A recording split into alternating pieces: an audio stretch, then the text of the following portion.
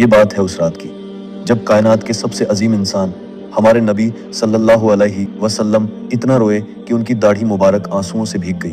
آخر ایسی کیا وجہ تھی جس نے نبی کو اتنا تڑپا دیا؟ کیا کسی دشمن نے تکلیف دی تھی؟ نہیں، ہمارے نبی صلی اللہ علیہ وسلم کا سب سے بڑا رونا کسی دنیاوی تکلیف، بھوک یا اپنے بچوں کے انتقال پر نہیں تھا۔ ان کا سب سے زیادہ رونا آپ کے اور میرے لیے تھا۔ ایک رات نبی صلی اللہ علیہ وسلم نے قرآن میں ابراہیم علیہ السلام اور عیسیٰ علیہ السلام کی آیتیں تلاوت کی جہاں وہ اپنی امت کی بخشش کی دعائیں کر رہے تھے۔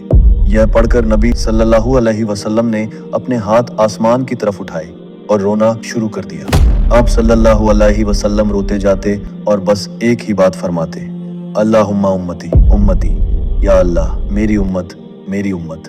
صحیح مسلم حدیث 202 کے مطابق اللہ تعالیٰ نے حضرت جبرائیل علیہ السلام کو بھیجا اور پوچھا کہ میرے محبوب کیوں رو رہے ہیں؟ جب جبرائیل علیہ السلام نے بتایا کہ وہ اپنی امت کے انجام کے ڈر سے رو رہے ہیں تو اللہ نے فرمایا، جاؤ اور محمد صلی اللہ علیہ وسلم کو کہہ دو کہ ہم ان کو ان کی امت کے بارے میں راضی کر دیں گے اور کبھی غمگین نہیں کریں گے۔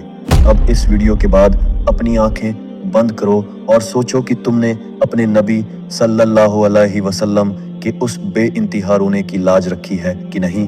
بس ایک بار سوچو، وہ نبی صلی اللہ علیہ وسلم جو ہماری فکر میں اپنی راتوں کی نیندیں قربان کر کے آنسو بہاتے رہے۔